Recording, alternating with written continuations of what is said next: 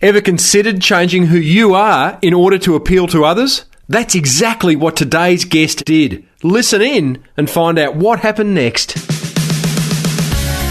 Welcome to the Small Business Big Marketing Show, where successful small business owners share their secrets to take your marketing to the next level.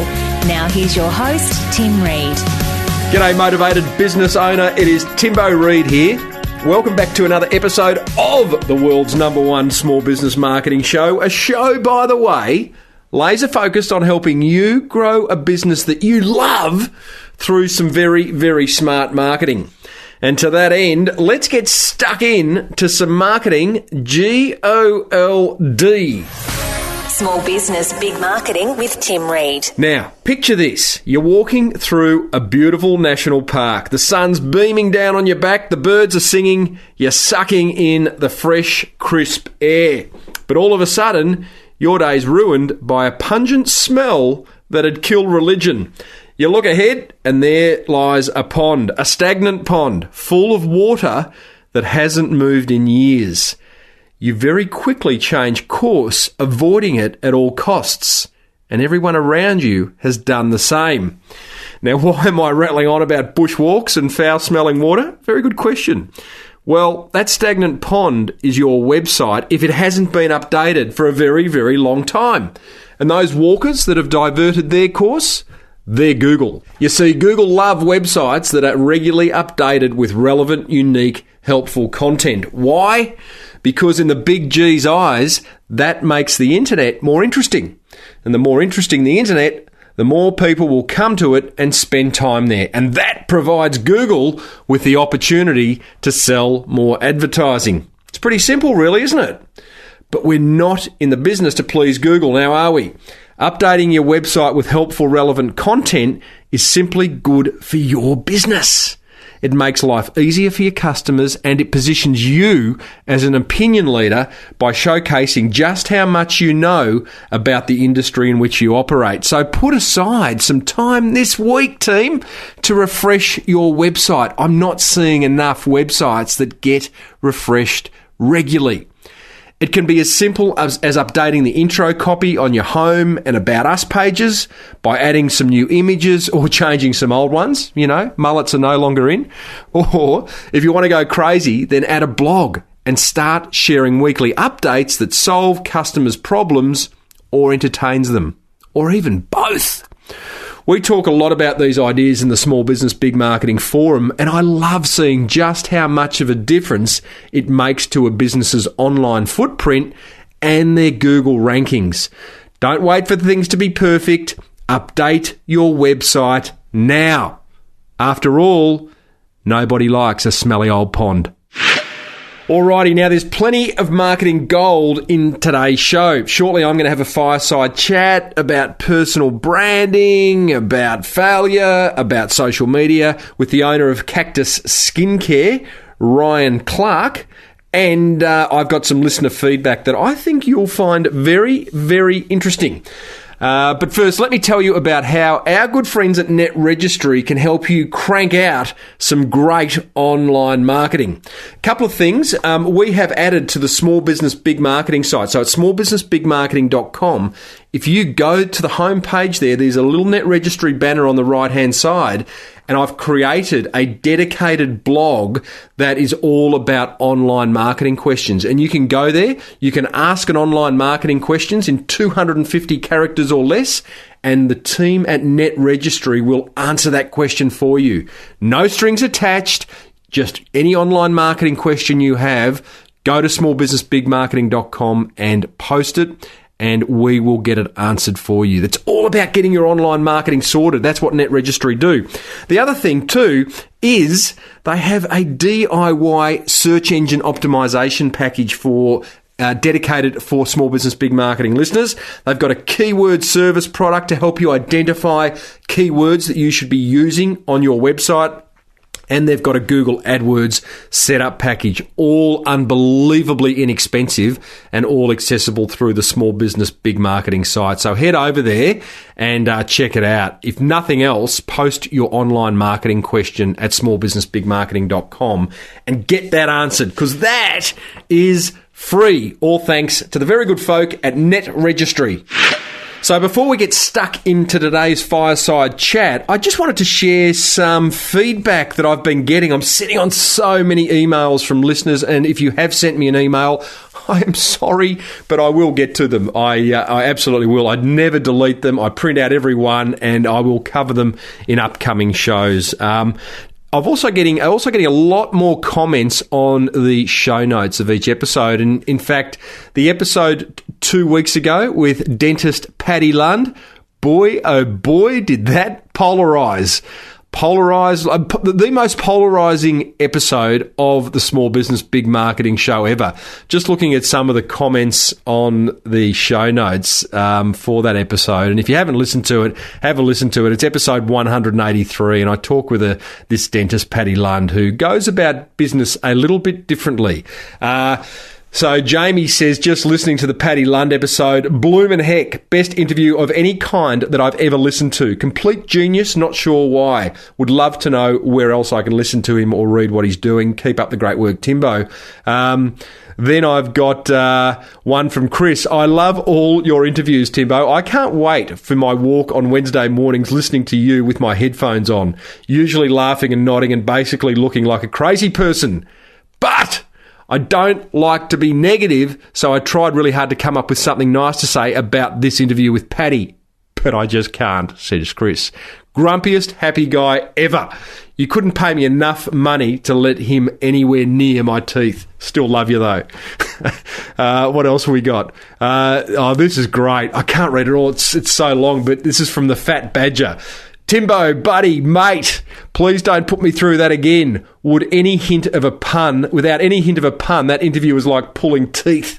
And he goes on to say some really, really funny stuff. If you get a chance to read Fat Badger's comments in the show notes for episode 183, I suggest you do. And the list goes on. So I love getting that feedback. I love knowing what you think. And in fact, out of today's interview, there is going to be a prize for the best comment from this episode. I'll come to that after the interview. Here's some emails I'm getting. This one's from Daniel Roberts. Daniel says, Timbo, I wanted to contact you personally and thank you for the content and even more so how you deliver the content on the podcast. Thanks, Daniel. That's certainly my intention is to deliver it in an entertaining and engaging way whilst still educating you in the world of marketing. I've always been a big believer of utilising time to the best of my ability, and he goes on to say that he does a lot of driving, and I fill that time. This is not an email asking for anything, as it is more an appreciation of your intent and humour. Thank you, and I will continue to be a listener for a long time to come. Danielle, might be Daniel, I don't know, Daniel or Danielle, I think it's Daniel. Daniel, I love you. This one is from Helen. Helen says, hey Timbo, how are you, mate? My name's Helen. So I only knew about this podcast from listening to the Daniel Flynn episode from Thank You Water. I'm not actually a small business owner, but a student. One that doesn't want to own or run a business. But I continue to listen in because I learn so much about how the business world works from a great guy like you. Oh, stop it, Helen. I don't really have any questions for you. Just wanted to share some love and tell you what a great job you are doing. Thank you very much, Helen. And can I just say, again, it feels as though I'm kind of patting myself on the back by reading these emails. But can I just say that it's a lovely thing to do to reach out to someone else and thank them. I try to make a habit of it every week. Try to do it every day. It doesn't always work. But if you haven't thanked someone in recent times, pick up the phone and thank them. They will love you for it. And it feels really good. Here's one more. This is from Fiona Ellen. Fiona says, hey, Timbo, I'm an owner of a fledgling startup, online marketing and copywriting business. Here we go. I'll give you a plug. Purple Patch Marketing, which at this stage is only me, but I'm looking forward to big things in 2014. See, I told you I'm behind. This is from December last year. Don't bother looking for me anywhere online yet because I'm not there. The delay has been due to crippling fear of putting myself out there and lack of business confidence. That's why I wanted to read this. Boy, oh boy, Fiona, feel the fear and do it anyway, is my advice. I see a lot of business owners crippled by fear, crippled by not wanting to stick their head above the trench, and I'm going to talk about that later. But just do it. You do go on to say, I've turned the corner with these issues and will have something to show for myself shortly. So good on you for actually just feeling that fear. Don't let it cripple you. You know, don't wait for things to be perfect. Get out there and do it. She goes on to say, I've yet to find even one of your shows that I haven't really enjoyed and that hasn't delivered massive value and inspiration. However, the 4 or 5 that particularly stand out in my memory are the Mia Friedman interview. Yeah, that was a good one. Good one about brand. The financial guy in Tassie, Charles. Yeah, that was a good one about video and content marketing. The vintage bathtub guy. Yeah, that was a good one about e-commerce. And the 2 interviews with Daniel from Thank You. Well, that was just a beautiful social conscience story, wasn't it? Thank you for putting out such great content and massive value every week. Fiona, thank you for thanking me. I love you too. If you want to send me some feedback, send me an email, tim@smallbusinessbigmarketing.com. I love getting it. Got a thick skin, constructive feedback, a virtual hug, whatever you've got. Love hearing from my listeners. Let's get stuck in to today's fireside chat. It is with Ryan Clark. Ryan is one of the owners of Cactus Skincare. .com.au. He owns it with his mum. He is a long-time listener. He is the marketing manager of that business. It's an online business. It also has 20 retailers who also stock his product.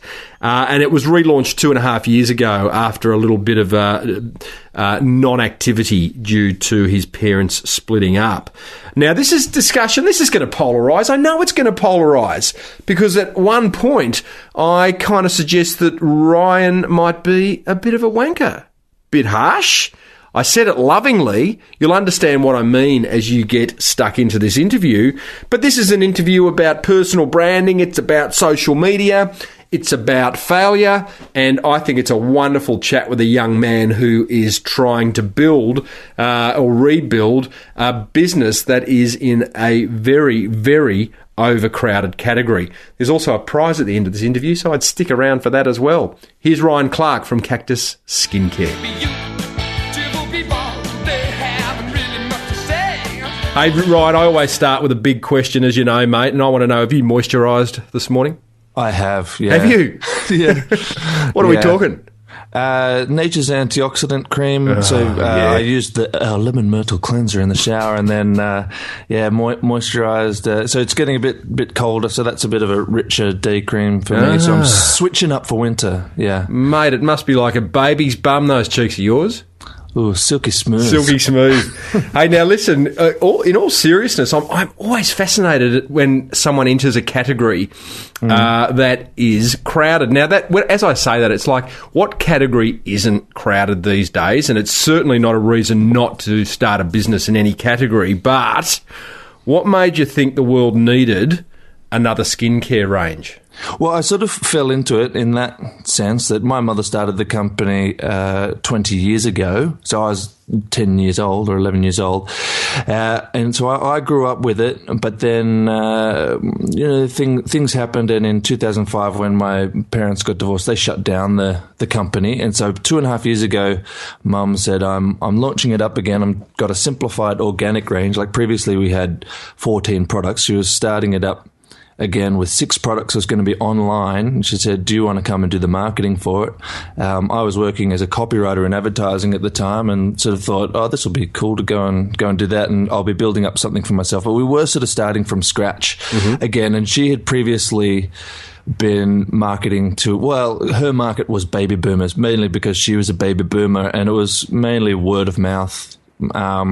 Just word of mouth. There was good branding. In the packaging looked nice. It was good product and stuff. But you've got. But to my point, like 2.5 years ago, so it's 20-year-old business. So you kind of weren't starting from scratch. You knew the fundamentals of running a skincare business, but a huge amount of courage, because it's particularly a category that has, your Revlons and your L'Oreals and your Body Shops and your Lushes. I know all this, mate, because I've got a 13-year-old daughter who is just like a walking marshmallow in terms of moisturisers and all sorts of things. So, again, like at 2.5 years ago, you must have said to your mum, that's a good idea, Mum. We should relaunch Cactus. What made you think Cactus was vastly different to anything, or better than anything else on the shelf? Well, I'd seen people use it and saw that it worked well. My parents always looked much younger than any of their other friends that weren't using the products, and people would rave about it. And I always asked, like myself, why isn't this a bigger company? Why isn't this doing better? And I'd had ideas about what I wanted to do, like improving customer service, like speeding things up, and they'd never done samples or worked on a way of capturing people. So I just came in and wanted to improve, I guess, the customer service and the way everything happened, and build a sales funnel. So make it easy for people to sort of take step by step and get further down the rabbit hole. Love it. So really, and my question wasn't like, the intent of that question wasn't like you're mad, but what you've kind of confirmed, what I see is that often people identify under-marketed businesses and they buy them, or they relaunch businesses that they started years ago and realise that, this is under-marketed. So, and I always talk about that, that saying, people can copy what we do but not who we are. And so... Yeah. Well, I think it was sort of like it's just a matter of like communicating it properly to people. I felt there was a communication breakdown with it, or like that. Just making sure people were able to try, and so certainly you wouldn't be the first person to say I was mad. Going into. Well, I'm not saying you're mad. I'm interested. I was more interested in why, and I get it. I mean, you have created. I mean, just looking at it from an aesthetic brand, I've never used it, but it looks beautiful. Your messages are simple. Your photography simple. You've done things that others may not have. Others may have complicated it. So, no, I get it. And you've sort of carved out a little... Would you say you've carved out a little niche for yourself? And if you have, what is that niche? Who is that niche? I think so, in that a lot of other organic brands are sort of going for more and we are earthy and we're all about that, but they sort of, it's much, I guess, nicer than what we're sort of, I guess ours is maybe a little bit more playful and maybe sexy, in that the girls that are using it and promoting it, it's like we carved out a niche in that a big part of our market are sort of Instagram girls that want to be Instagram famous. So they sure are. I was wanting to make sure I didn't get busted by, as I was looking at your Instagram page, by my daughter or wife walking in the room. Yeah. So basically we worked on sort of a seeding model, and that's where, so we get, if a girl's got 40,000 followers on Instagram, I'll go and talk to them and say, hey, do you want to try some of our product? And I'll say, the product is a gift, and if you want to talk about it on Instagram, we would love that. So then the girls go and do that. Clever. And then their followers come over, start following us, and then they see that there's the samples, and we include a little bit of potpourri and a little note in there. And so then we give them a recipe for how to reshare that. That's set up by the girls that we give it to. And so the girls will tag back to us, do a hashtag, and then... What do you mean a recipe? You mean like here's what you need to write in your Instagram post?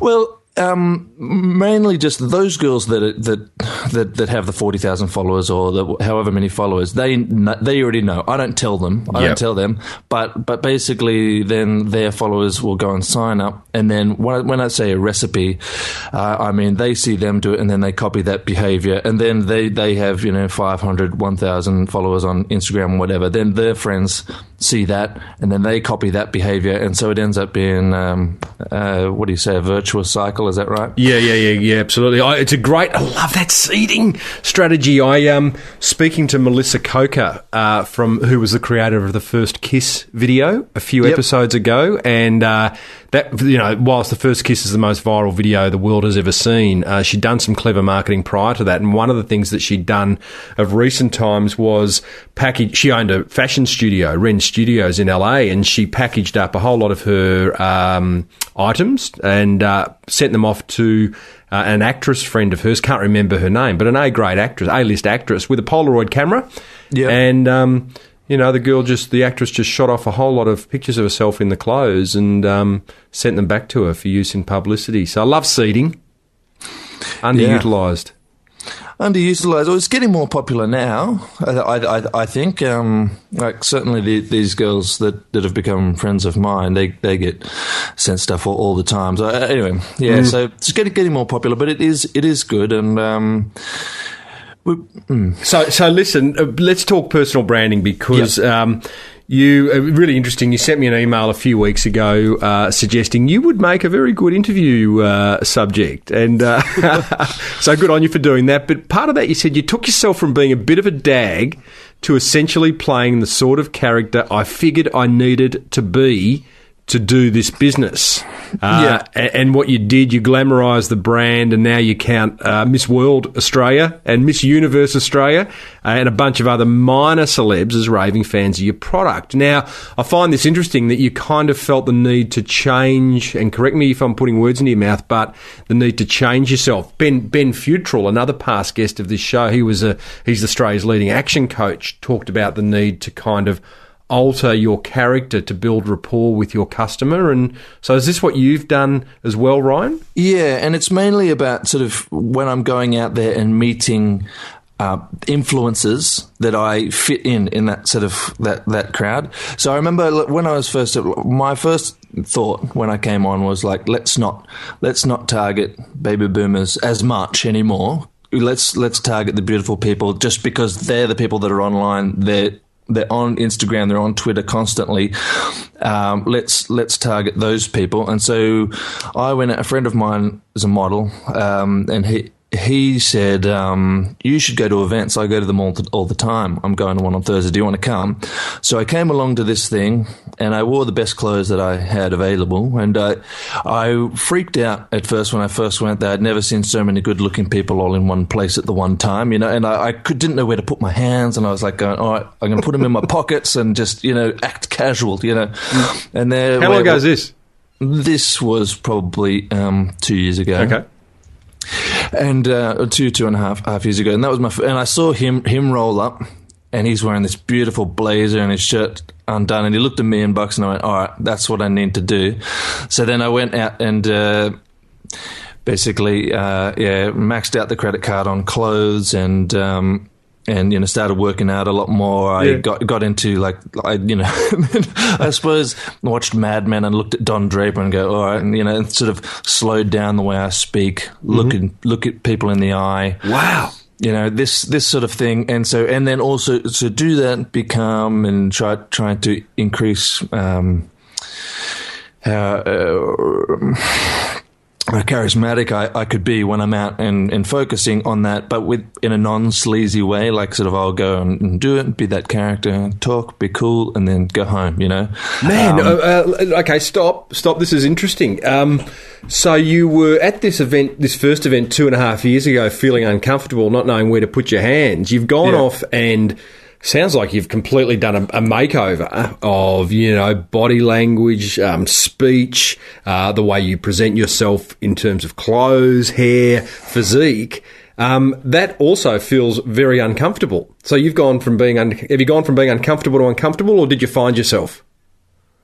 Oh, I think I found myself. I feel much more comfortable now. Now I can go there and I'm very relaxed. People sort of know me. I can go and say hello and blah, blah, blah. In those sort of situations, I'm pretty comfortable nowadays. I don't think it feels uncomfortable. I think there's a certain feeling of satisfaction to have been able to kind of, in a clandestine way, infiltrate that sort of world, and sort of feel like a complete fraud sometimes. But then the thing is, like, what you find out once you go deep into it, like most people are sort of faking it until they make it in that scene, anyways. So just this scene, this beautiful people scene that you talk about. One of the great songs by Australian Crawl, by the way. You would not remember that because you were not walking the planet, but this is a scene.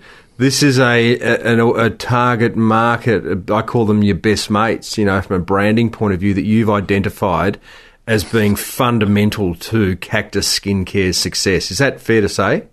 I'd say that's very fair to say. Right. Yeah. Okay. So if they know Cactus Skincare, if they're using it, if they're talking about it, then a major part of the marketing strategy is underway. Yeah. Okay. And you're enjoying it now, are you? Because I know there's people going to be listening to this going wanker, right? Do you accept that? I totally accept that. Yeah. Right. Yeah. And fair enough. Am I talking to the real Ryan, or if I got a couple of beers into you, you'd slip back into your old bogan ways and have a real laugh? Yeah, maybe. I suppose I am trying, my best to speak calmly and coolly, but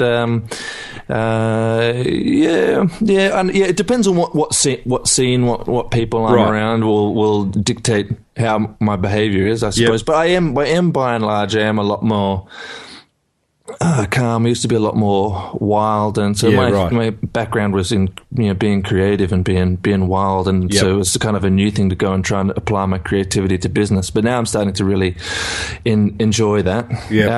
But I've gone in and done it just because that's where the conversations are happening, and those are the people that are really interested in what we're doing.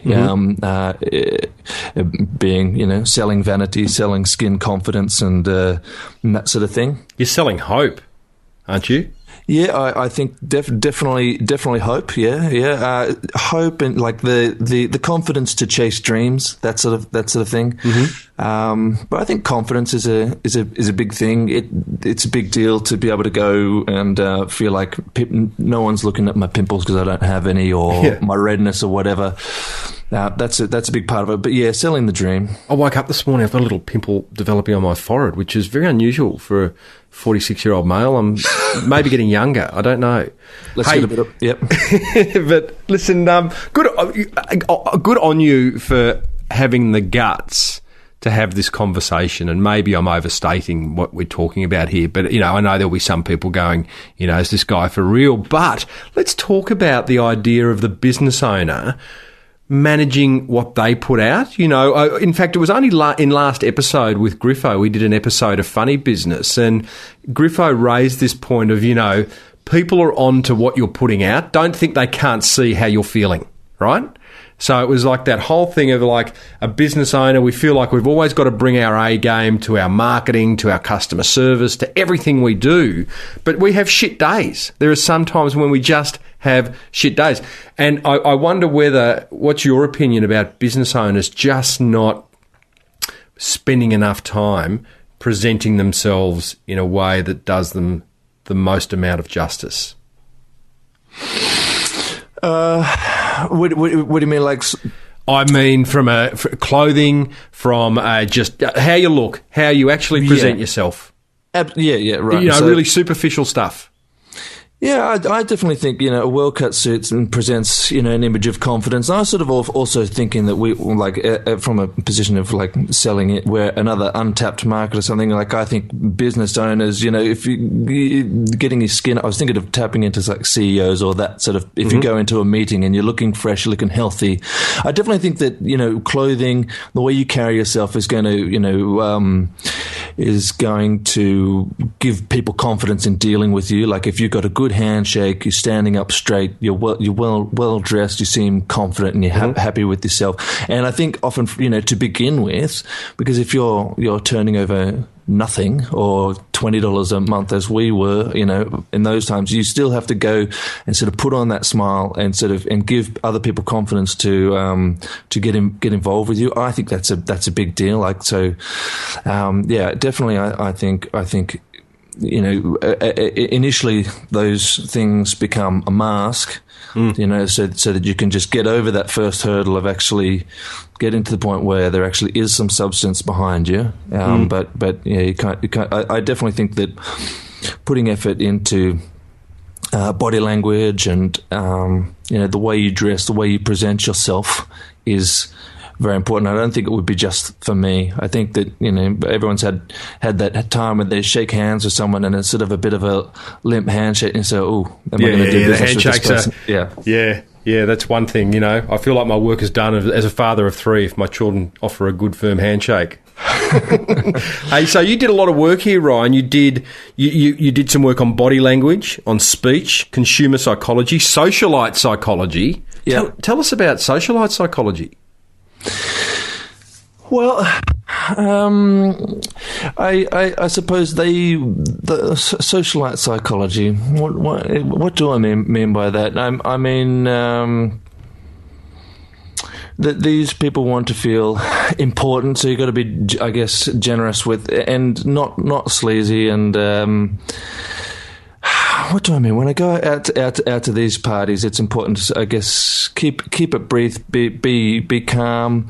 A big thing going out to these things, people can get really nervous, or it's important to sort of just remain confident or have an appearance of confidence. Regardless, and I'll always... Can I suggest something? I'm going to be the devil's advocate here. Yeah. You're really searching for the right answer. Yeah. And I reckon that can trip you up. I reckon that, would you have the courage to answer that? What's the real answer to that? You got to make these wankers feel comfortable, feel loved. Like, is that it?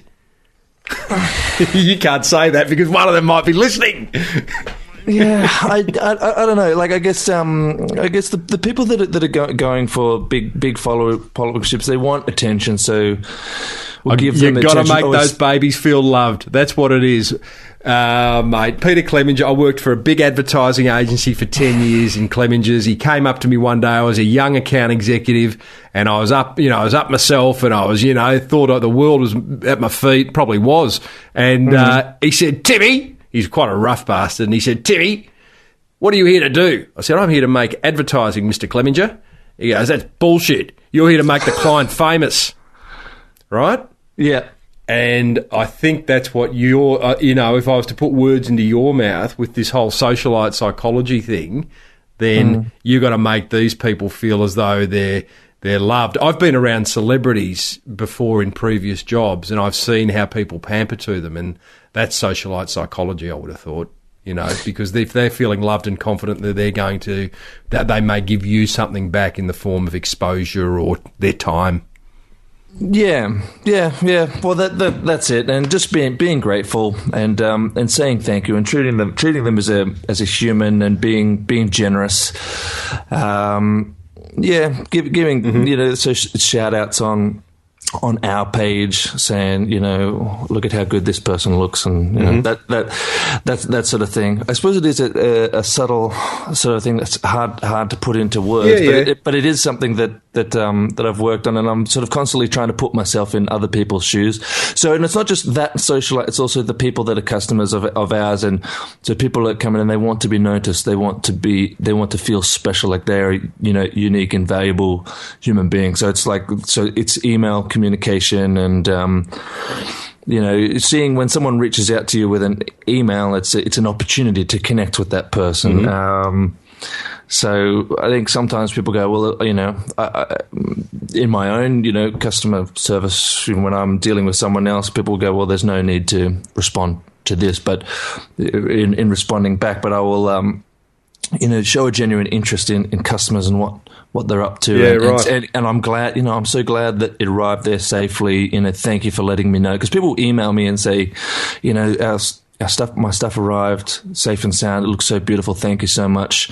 And, that's the thing where, I could just take that and go, all right, that's great. But, responding and saying, oh, I'm so happy that it arrived there safely. And then also, things like, if there's a problem, say, I'm the one that upset. Oh my gosh, I'm so upset about this. Let me see what I can do. It's that, I guess, that sort of thing. Yeah, the little things. Absolutely. The 1%ers. So, Ryan, you took 2.5 years ago, your mum says, we're going to relaunch Cactus Skincare. It's turning over $20. You did a whole lot of work on yourself, on the brand, on the customer service. You've got a great social media strategy happening. You're now turning over, and by the way, it's a completely online business.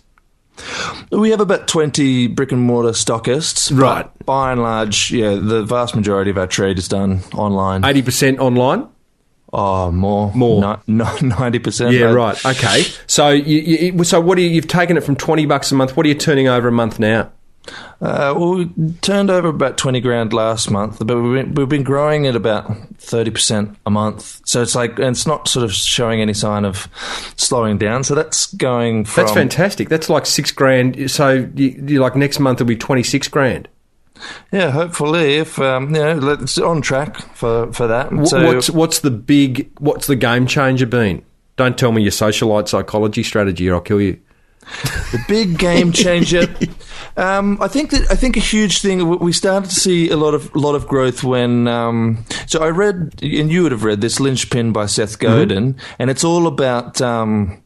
Don't try and cut costs. Do something beautiful. Do something create something people are going to want to talk about. Yeah. And so instead of like cutting costs on shipping or whatever like that, we instead went, how can we make this something worth talking about? So we've been having steady growth ever since we started doing it. So we put a bit of potpourri in with the note with the samples, and it's like it makes for a good photo. So then people will start sharing that, and then when we send out the bundle packs, the full size product, we include little baubles and things. And if you look at our Instagram, you would think that people would grab little flowers and things like that to put in there to make a photo, but we've put all that in there. We gift wrap everything. Then there'll be a little driftwood stick, a little orange peely looking things. That doesn't sound very appealing, but if you look at it, you get the idea of what it is. But little things that look good, and also they smell good. And so when people open it up, there's a feeling and go, oh, I have a feeling and I want to share this. So we've had sort of pretty steady growth since. So it ends up being a self-fulfilling thing so people get that, they take the photo, other people join up on Instagram, and then they get the samples, they try it, so we've been having really good growth since we did that. And then we had another peak when we started doing the bundle packs. Like previously we were just selling the products individually, but and the average price is about $50. Oh no, sorry, $60, between $60 and $70 for a pot of cream.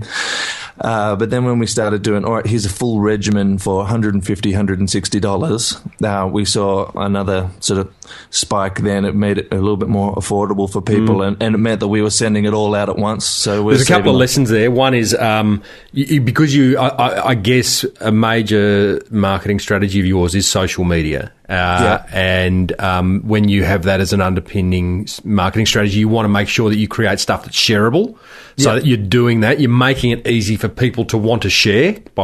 And the other thing is, your orange peel and your potpourri and your driftwood and all that. I mean, cheap, but high perceived value, low cost to you, like nothing. Cents. And this is another wonderful strategy, I think, which clearly you got from listening to this show. Yes. I'm just preparing an invoice. Hey, so that's great, mate. You're starting to not quite knock it out of the park yet, but you are seeing some significant growth, and that's really exciting. Tell me about failure. Failure. Well, yeah, okay. Well, when we first, geez. Well, I mean, the first year and a half, it's like just, grinding your face against pavement, sort of like trying to, keep your head above water, and but failure. So when we first started doing those samples, biggest failure was probably it was sort of a success and failure at the same time. In that when we first started doing the samples, we were doing them for free. Sign up to our newsletter and we'll send you out samples for free. And I quantified it and gone, all right, well, on average, every sample pack we send out, we're making enough people are buying to justify doing that. But then all of a sudden, one time, after about 6 months of that and getting sort of pretty, creeping up there, we got featured on a bunch of freebies websites. And so the Monday of this particular week, we sent out 10 samples. And then the next day, we sent out 125. The next day, 730. The next day, 850. And then the next day after that, I capped it at about 200. Like I sort of turned it off, and so we didn't have enough samples to do it. We had to go and get just buy bulk envelopes, get all this extra bulk of product done. I was working like 16 hours. So what was the mistake there? You went after a free offer strategy and didn't put a cap on it? Didn't put a well. I think that if you charge a little bit of money for it, there's There's a psychological change that happens with customers. So now they're $5, and that just basically covers our costs, but it means that we're qualifying our customers a little bit more. But that thing, so those freebies websites attract a whole different type of person. It ended up costing us, thousands and thousands of dollars that we absolutely didn't have, and it took everything I could to convince Mum to keep going. After that point, that was like a real where we were both completely exhausted and broken, and I was like, no, we do have goodwill here now, and we've got let's keep going. We'll start charging for the samples. Mind you, the ones wanting the free samples are probably not the ones at the opening of the Diamante shop, or at the A-list events, or maybe they are. I don't know. Maybe they're as cheap as everyone else. Oh yeah. I think everyone likes a bit of free stuff. But I love you've got that pop up on your website which says it's a big decision making the jump into a new skincare range. So we've decided to make it a little easier by offering samples for only $5 worldwide. And what I love about that is you acknowledge a problem. And you address that problem really, really simply. It's not plus postage and handling. It's not key in your postcode or zip code and we'll tell you how much it's going to cost. It's like you're going to take a hit when someone orders it from Paris, but you're going to make you might put $1 in your pocket if someone orders it locally. So I just think that's really smart and beautifully, elegantly simple, Ryan. Well, it costs us $6.25 just for the stamp to send there you go. To anywhere international, apart from New Zealand. But so it's more about just making sure that we're qualifying our customers, and it's something worth talking about. So then people share it and go, they're only $5. That's an easy decision. And then there's a psychological change where they're a customer now, and they want your communications. Whereas if you, and I've found that with myself, Frank Kern did a thing where he was selling a book, and he just wanted you to pay for postage, and I found I was reading his emails after that. But whereas if I've just typed in my email to someone and I get a free ebook or something like that, I'm probably less inclined to. You got no skin in the game. No skin in the game. No skin in the game. Hey, now, listeners, I have been speaking to Ryan Clark. Ryan is one of the owners of cactusskincare.com.au. You can go and check it out. I am going to really look forward to seeing reading what you've got to say about this fireside chat. I reckon there'll be some strong views out there. I've had a few interviews lately where people are starting to come out of the woodwork, Ryan, and express their views, and I love that. I think it makes for good podcasting and for good learning, because we can't. If everyone agreed with everyone, it'd be a boring world, mate. Now, you speaking of bundles and all this skincare stuff, you're very kindly going to give a bundle pack away valued at $149 to the best comment that we receive on the show notes. Is that right? Absolutely. Well, what's the criteria so that they know? Like, what define best? Exactly. Okay, so what I'm going to do, because this podcast is evergreen, it's going to be, people will be listening to it in 3 years' time, but I will put a deadline on it of 2 or 3 weeks. I'll put it in the show notes, and I'll also send an email out to anyone registered at smallbusinessbigmarketing.com. But it's going to be a blog post that offers the best insight. The person who shares the best insight, having listened to this interview. I would love that, and you're allowed to call me a wanker too. Hey, mate, I've been called worse. Don't worry about that.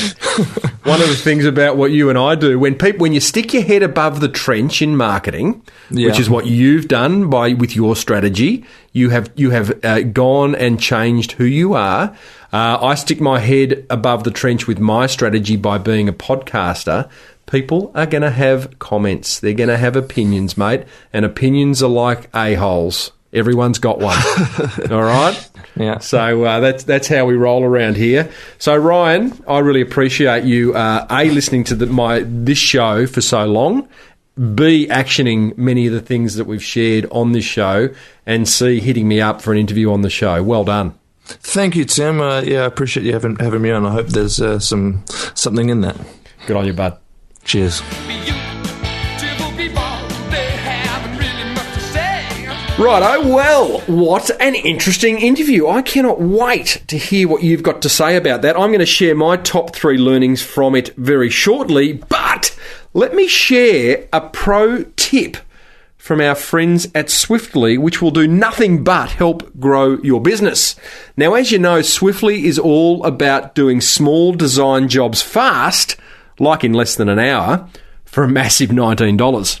And by the way, if you're on my mailing list, then just this week, you would have received a free design task from Swiftly. No strings attached. NTS, as they put in the classified ads. But Swiftly have just upped the ante. Now they're offering over 2,000 creative templates free to you, the motivated business owner.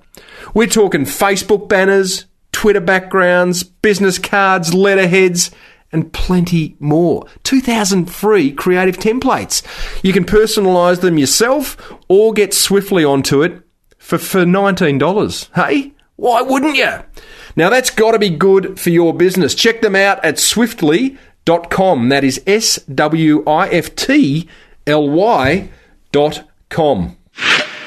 So, back to that little chat we had with Ryan Clark of Cactus Skincare.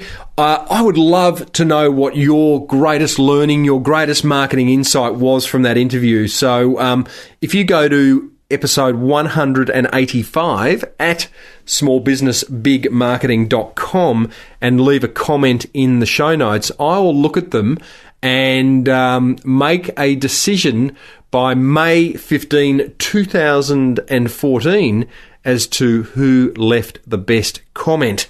And you'll get that bundle pack sent to you from Ryan. My top 3 learnings from that chat. Number 1, work on your appearance. You know, I've been guilty of this. You know, some mornings I think, I'm not going to shave. I've only got one meeting or, you know, whatever. But yeah, do work on your appearance, what you wear, how you present yourself, whether you moisturise, what your hair's doing. I think as business owners, we've got to put out a sense of success and of confidence. And that comes through working on our appearance both inside and out. Be shareable if you choose to use social media. We haven't spoken a lot of recent times about social media, but if you are going to adopt a social media strategy, then create things that are shareable. So that you're getting leverage by other people retweeting or liking or commenting or emailing on the content that you're creating on your social media. So Ryan's idea of, sending product that looks beautiful that people want to photograph and put out on Twitter or Instagram or Pinterest is a really good idea. Number 3 learning from Ryan, don't be afraid to stick your head above the trench. Right? Talking earlier about that feedback from listener Fiona, who started the new business and was a bit kind of held back by fear. Stick your head above the trench, motivated small business owner. That's what we do. We've got to get noticed, right? It's a busy world out there. There's lots of marketing messages going to your customers, your clients, your prospects every day from other brands and from your competitors. And what I mean by stick your head above the trench is do things that get noticed, that are engaging, that are helpful, that are entertaining, that are useful for your prospects, for your best mates. And if you do that, you'll get noticed. Otherwise, you're wallpaper. They're my top 3 learnings. Leave yours in the show notes for episode 185, and you may well just win a Cactus Skincare bundle. We are nearly at the end of episode 185 of Australia's, if not the world's, number 1 small business marketing show. I'm off to the City of Angels tomorrow. I'm off to Los Angeles. I'm giving a speech, giving a keynote in Anaheim, Disneyland, and then off to Beverly Hills. So that will be fun. And if you want to follow my antics, head over to the Small Business Big Marketing Facebook, and I'll post some photos there. Get into the forum. Head over to smallbusinessbigmarketing.com, click on the forum button and join. It's $1 for the first 7 days. You can wet your whistle, see if it's for you, and then it's $49 thereafter. That price is going up real soon, by the way. So if you get in at $49, it will be $49 for you at the lifetime, per month for the lifetime of your membership. I'm in there every day answering questions, and there are lots of other motivated business owners as well, answering questions and posing questions. I also do an exclusive webinar once a month where we go deep on one marketing topic with a special guest just for forum members. Remember, Net Registry are there to get your online marketing sorted out. Even though I got an email from a listener the other day who doesn't like me saying sorted in like a pommy accent. Remember Swiftly, small design fixes done fast, plus 2,000 free creative templates. Boy, oh boy, has the marketing world changed for the better for us small business owners. Next week's episode, Miss Chu, amazing Vietnamese restaurant owner in Australia. She is doing amazing things and I love her creativity. I'm going to talk all about that.